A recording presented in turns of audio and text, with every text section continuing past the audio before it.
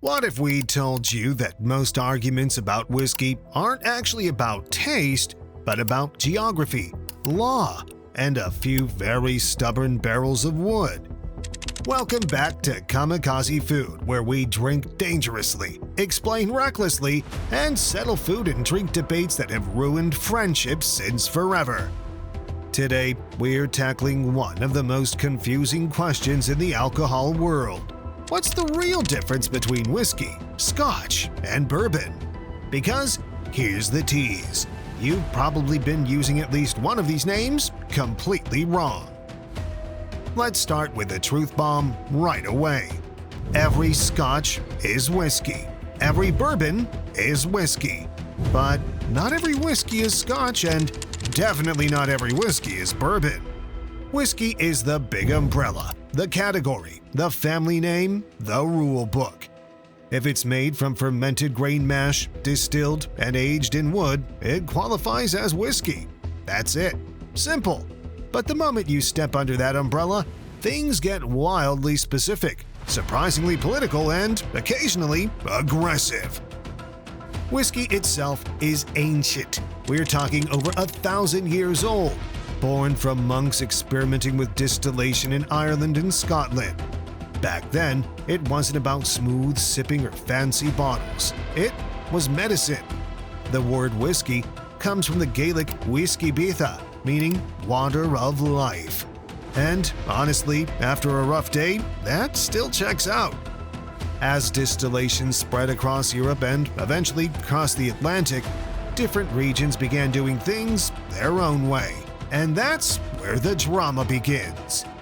Let's head straight to Scotland because Scotch lovers will absolutely let you know if you get this wrong.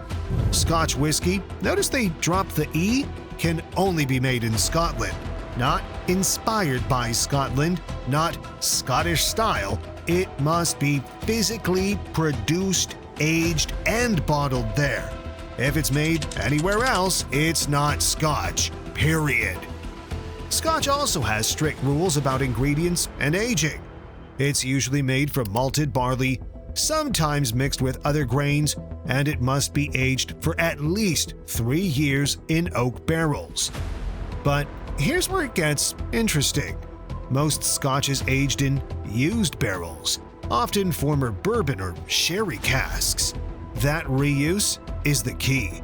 It creates those smoky, earthy, dried fruit, and sometimes medicinal flavors Scotch is famous for. And yes, the smoke matters. That smoky flavor isn't accidental. Many Scotch whiskies, especially from regions like Islay, use peat, a dense, earthy fuel made from decomposed plants, to dry the barley. When barley absorbs that smoke, it carries it straight into the final drink. That's why some Scotch taste like campfires, sea air, iodine, and regret. Others are lighter, floral, and honeyed. Scotch isn't one flavor, it's an entire personality spectrum. Now let's cross the ocean to America, where bourbon enters the chat loudly and confidently. Bourbon is America's native whiskey and, like Scotch, it's heavily protected by law. To be a bourbon, it must be made in the United States. Not Kentucky specifically, despite what labels want you to believe, but anywhere in the US. The biggest rule? Bourbon must be made from a grain mash that's at least 51% corn. That corn gives bourbon its signature sweetness. Think vanilla, caramel, and brown sugar. But the real flavor bomb comes from the barrels. Bourbon must be aged in brand new charred oak barrels. Not used, not recycled, new every time. That charring process caramelizes the sugars in the wood, which then seep into the whiskey as it ages. That's why bourbon often tastes richer, sweeter, and warmer than Scotch.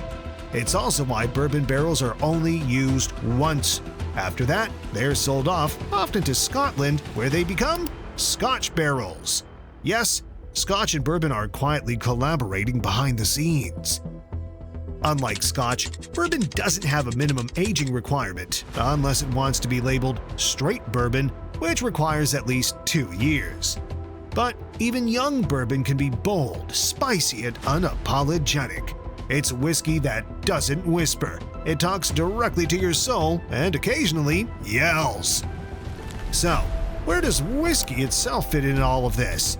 Whiskey is the category name used mostly in the US and Ireland, spelled with an E. Scotch drops the E. Canada uses whiskey. Japan uses whiskey. Is this confusing? Absolutely. Does it matter? Only if you're arguing online, which we know you are.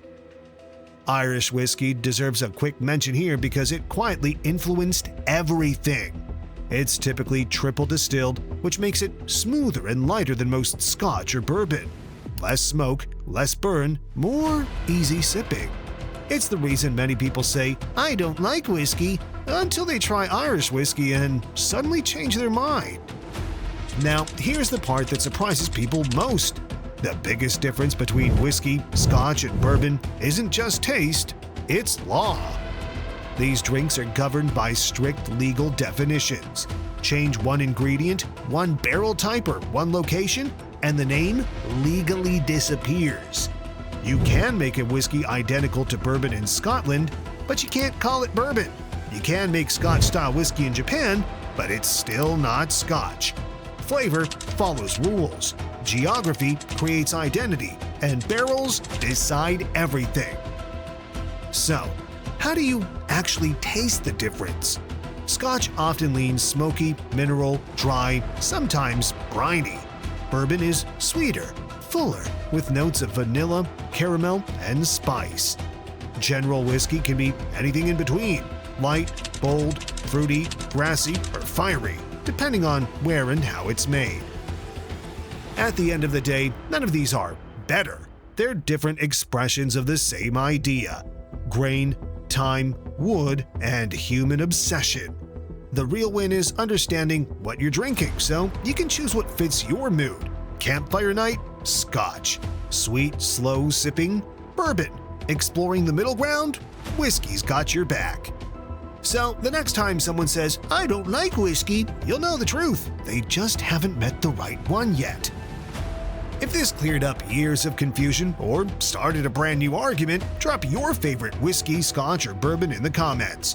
And if you want more deep dives into the foods and drinks you thought you understood, make sure you're subscribed to Kamikaze Food. Until next time, drink curious, taste boldly, and remember, it's all whiskey until the details hit.